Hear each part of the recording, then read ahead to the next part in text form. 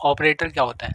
Operator जो होता है वो एक तरह का सिंबल होता है जो हम प्रोग्रामिंग में यूज़ करते हैं। ऑपरेटर्स में हमारा पहला ऑपरेटर आता है अर्थमेटिक ऑपरेटर्स। अर्थमेटिक ऑपरेटर जो है हमारे दो टाइप के हैं, बाइनरी ऑपरेटर और यूनरी ऑपरेटर। बाइनरी ऑपरेटर हमारा जो हम जैसे कि बचपन से ही पढ़ते आए हैं, प्लस माइनस, मल्टीप्लाई, डिवीज़न, और हमारा एक और होता है मॉड्यूलो। अब प्लस माइनस में हमारा क्या होता है, दो ऑपरेंड्स को एक दूसरे से मल्टीप्लाई, प्लस करना, माइनस करना। अब हमारा जो मॉड्यूलो होता है वो एक तरह का हमारा रिमाइंडर, जिसे हम हिंदी में शेष कहते हैं, जो हमारा शेष बचता है वही हमारा रिमाइंडर होता है। अब मान लो 10 मॉड्यूलो 2 होगा तो हमारा रिमाइंडर 0 आएगा, वैसे ही 9 मॉड्यूलो 2 होगा तो रिमाइंडर हमारा 1 बचेगा। तो हमारा मॉड्यूलो जो होता है वो रिमाइंडर का यूज़ करता है, शेष का यूज़ करता है। अब दूसरी साइड है हमारा यूनरी ऑपरेटर। यूनरी ऑपरेटर क्या होता है, एक होता है प्लस प्लस, एक होता है माइनस माइनस। प्लस प्लस को हम इंक्रीमेंट कहते हैं और माइनस माइनस को हम डिक्रीमेंट कहते हैं। प्लस प्लस जो हमारा होता है इंक्रीज करता है, यानी इसमें एक प्लस करता है, वैल्यू एक बढ़ा देता है। और डिक्रीमेंट में हमारा क्या होता है, वो डिक्रीज करता है, यानी हमारी इसमें एक वैल्यू घटा देता है। अब इसी में 2 टाइप्स के होते हैं, प्री इंक्रीमेंटर ऑपरेटर और पोस्ट इंक्रीमेंटर ऑपरेटर।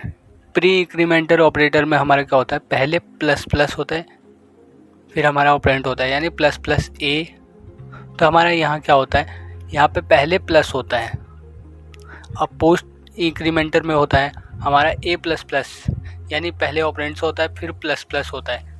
अब यहाँ पे बात करें हम तो एक एग्जांपल लेते हैं, दो इंटीजर हम लेते हैं जिसमें a और b है। a को हमने 6 से डिफाइन कर दिया और b की वैल्यू हमें डिफाइन करनी है। तो यहाँ पे b is equal to plus plus a है, और दूसरी साइड हमारा जो है यहाँ पे b is equal to a plus plus है।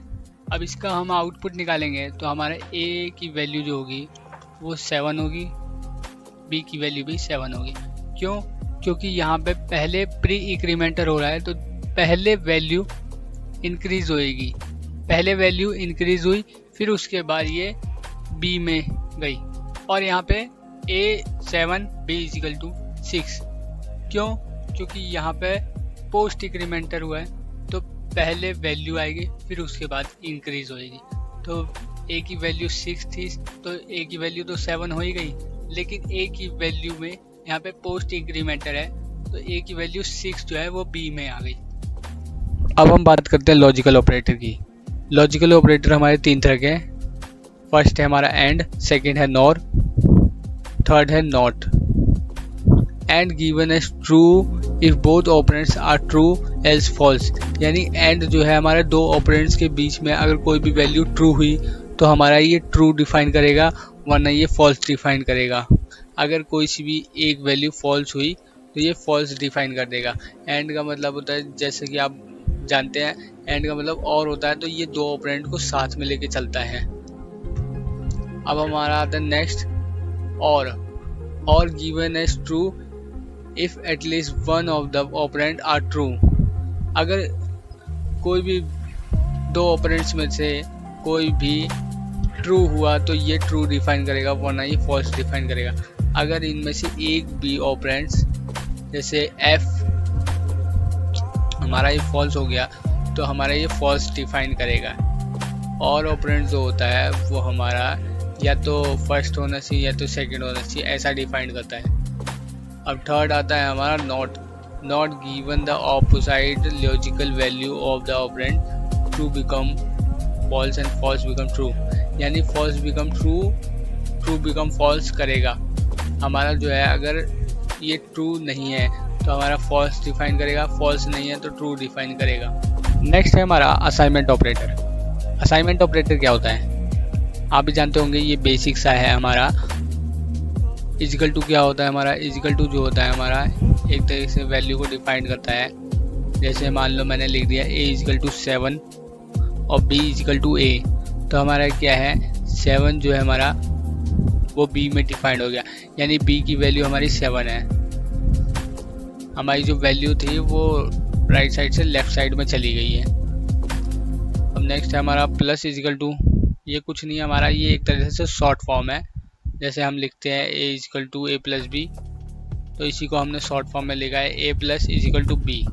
यानी हमारी जो a की वैल्यू है वो a प्लस बी, यानी उसमें a भी प्लस हो रहा है और b भी प्लस हो रहा है, दोनों प्लस हो रहे हैं, बोथ ऑपरेंड्स प्लस होके वो a में डिफाइंड हो रहे हैं। ऐसे हमारा माइनस इजिकल टू है हमारा, वो क्या है a minus is equal to B, जो है हमारा a is equal to a minus B है। यानी बोथ ऑपरेंड्स अपने असाइनमेंट से होने के बाद वो a में डिफाइंड हो रहे हैं। ऐसे हमारा मल्टीप्लेक्शन का भी है, a is equal to a multiply b, यानी a और b मल्टीप्लाई होने के बाद वो a में डिफाइंड हो रहा है। ऐसे ही हमारा इसी तरीके से हमारा डिवाइडेशन है, जो हमारा है a is equal to a divide b। ये हमारा सिंपल सा है। नेक्स्ट है हमारा रिलेशनल ऑपरेटर। जैसा कि नाम से ही पता चलता है कि यहाँ पे दो ऑपरेंड्स के बीच रिलेशन बताया जा रहा है। यहाँ पे फर्स्ट है हमारा, जैसे आप देख रहे हैं इक्वल्स टू। ये क्या है, ये आप सीधा सा सिंपल सा है कि हमारा जो एक वेरिएबल है x इजिकल टू 6, तो हमारा क्या है, इसमें हमारा जो है 6 जो है वो x में डिफाइंड हो गया।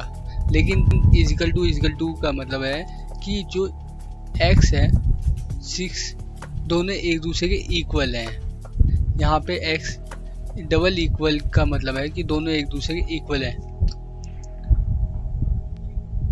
यहाँ ऑपरेंड्स के बीच दो रिलेशन बना रहा है। अब नेक्स्ट है हमारा नॉट इक्वल हम पहले भी कर चुके हैं, तो इस हिसाब से हमारा नॉट इक्वल यानी हमारा इक्वल नहीं है। x is not equal to 6, यानी x जो है 6 के इक्वल नहीं है। अब हमारा आ गया मोर देन, लेस देन। अब हम इसमें ये बोथ आर सेम है, हमारा मोर देन इक्वल टू और इक्वल टू ये एकदम सेम की तरह है। हमारा जो है मोर देन जो है हमारा गिव अप देता है। ये हमारा मान सपोज आप a इजिकल टू 9 है एंड b इजिकल टू 9 है, तो हमारा क्या है a मोर देन b, तो ये क्या है हमारा फॉल्स, ये बुलियन में फॉल्स देगा। अब यही हमारा होगा a more than equal to b, तो ये हमारा ट्रू देगा, क्योंकि हमारी जो a की वैल्यू b के बराबर भी है। इसी तरीके से ये हमारा होता है।